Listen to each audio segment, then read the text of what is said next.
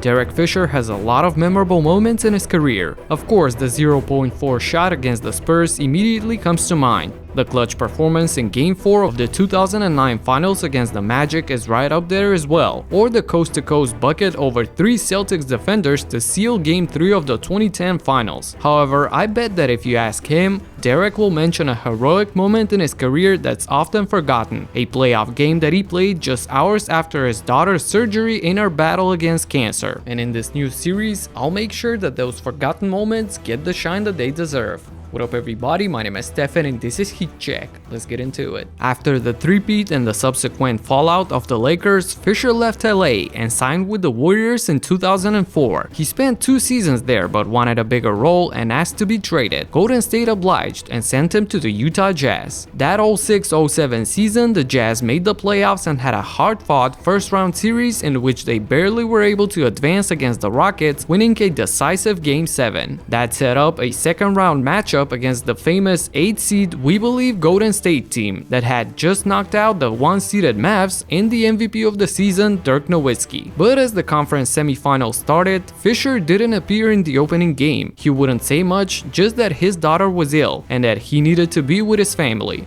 As it would later be revealed, it turns out that his daughter had a rare form of eye cancer and required an immediate surgery. With a long battle and therapy waiting down the line, the silver lining for the family was that at least this first step of the process, the surgery, was successful. So the family was scheduled to leave the hospital on the day of Game 2. Even though Derek Fisher couldn't make it in time for the start of the game, Jerry Sloan, the legendary Jazz coach, still kept him in the roster and listed him as active for this game just in case. The Jazz sent a private jet for the family to get him from the hospital in Los Angeles straight to Salt Lake City. At the 5:30 mark of the third quarter, the broadcast showed Derek as he was just arriving in the arena moments after a dramatic and traumatizing experience in his life, going straight to the locker room to put on his uniform and help his teammates in a completely different type of battle. Shortly after, there was this sequence that just gives you goosebumps. Take a look. Fisher is coming on, and let's listen to the crowd as he comes onto the floor.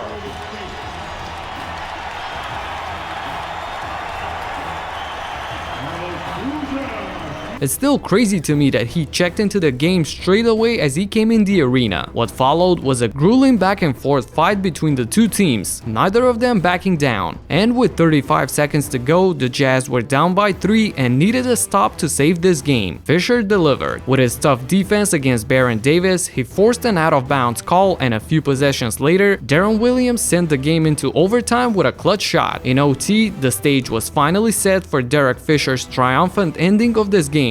Up by 3 with 70 seconds to go, as destiny would have it, the ball found its way to the hero, and he sealed it with this dagger. Utah went on to win this game and the series in 5 games. Although the San Antonio Spurs were too much for them to handle in the conference finals, this playoff run for the team will be remembered and marked by the heroics of Derek Fisher. This is one of my all-time favorite NBA moments, and I feel like it's a great way to start off this new series. That's it for now. Subscribe and talk to you in the next one.